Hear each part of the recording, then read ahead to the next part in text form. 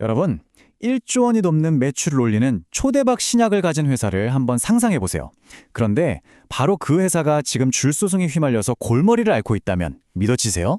오늘 바로 이 란테우스 홀딩스를 둘러싼 미스터리를 한번 제대로 파헤쳐 보겠습니다.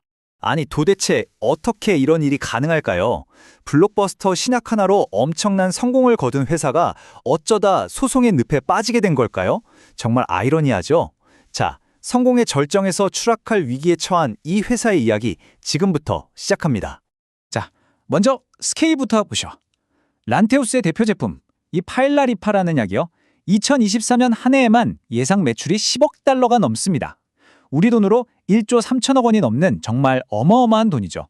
이 숫자만 봐도 이 회사가 얼마나 잘 나갔는지, 그리고 이번 사태에 얼마나 많은 게 걸려 있는지 감이 오실 겁니다.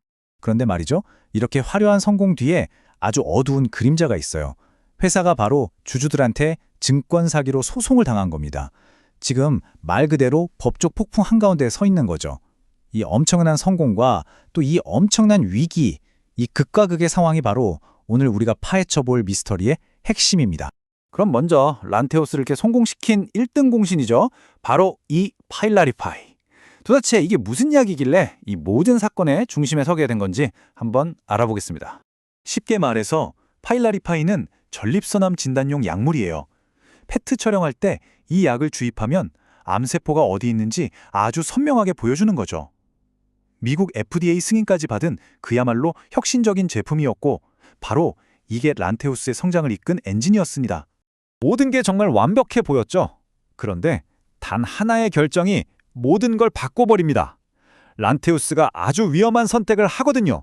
그리고 그게 바로 이 모든 위기의 시작이었습니다. 자, 이 타임라인을 보시면 상황이 한눈에 들어옵니다. 보세요. 2025년 초에 란테우스가 갑자기 파일라리파이 가격을 올립니다. 그러자 바로 경쟁사들이 이때다 하고 치고 들어오죠. 결과는 어땠을까요? 불과 몇 달 뒤인 8월에 매출이 8.3%나 뚝 떨어져요. 그리고 연말에는 결국 화가 난 주주들이 소송을 겁니다. 결정 하나가 어떻게 도미노처럼 모든 걸 무너뜨리는지 정말 드라마 같지 않나요? 란테우스의 이런 실수는 혼자만의 문제가 아니었어요. 시장에는 경쟁자들이 있었으니까요. 란테우스가 가격을 올린 바로 그 순간 일루식스나 포슬루마 같은 경쟁 약품들이 땡큐 하면서 시장을 파고들기 시작한 겁니다. 이건 뭐 스스로 경쟁자들한테 어서 오세요 하고 문을 활짝 열어준 꼴이죠.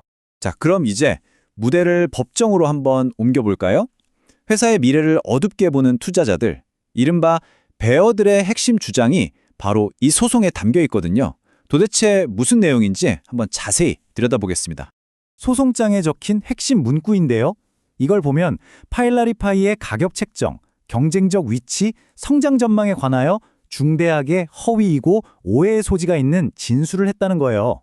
쉽게 말해서 주주들은 회사가 우리를 속였다고 주장하는 겁니다.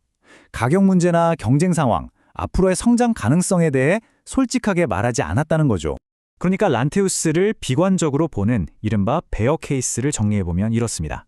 첫째, 지금 당장 골치 아픈 소송이 진행 중이죠.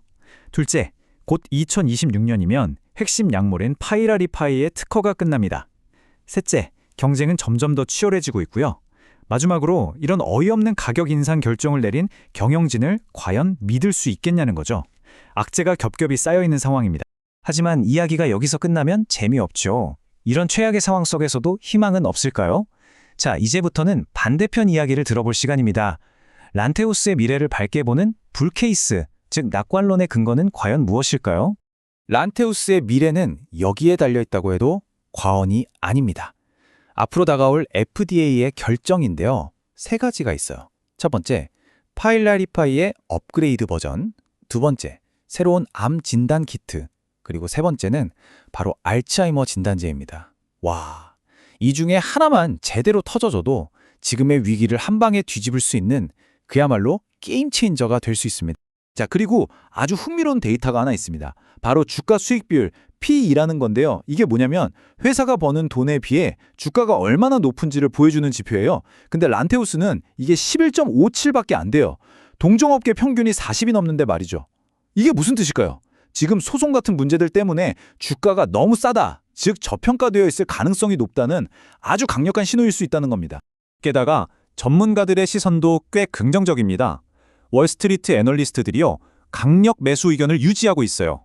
심지어 지금보다 주가가 19%는 더 오를 거라고 보고 있습니다. 이런저런 리스크가 있긴 하지만 그걸 감안해도 미래 성장성이 더 크다고 보는 거죠. 자, 이제 거의 다 왔습니다. 우리는 지금까지 란테우스를 둘러싼 비관론과 낙관론, 이 두 가지 상반된 이야기를 모두 들어봤습니다. 이제 시장은 이 두 개의 미래 사이에서 어떤 판결을 내리게 될까요? 이 표를 보시면 오늘 내용이 딱 정리되죠. 왼쪽 베어 케이스는 진행 중인 소송, 곧 만료될 특허, 치열한 경쟁 같은 현실적인 문제들을 말하고요. 반면 오른쪽 불 케이스는 앞으로 나올 신약들, 전문가들의 긍정적인 평가, 그리고 현재의 저평가 상태라는 희망을 이야기합니다. 여러분이 보시기엔 어느 쪽에 더 설득력 있나요? 결국 마지막 질문은 이거 하나로 모아집니다. 과연 란테우스가 지금 개발 중인 이 미래의 신약들이 현재 회사를 괴롭히고 있는 이 법적인 병을 고쳐줄 수 있는 진짜 치료제가 될 수 있을까요? 그 답은 오직 시간만이 알려주겠죠.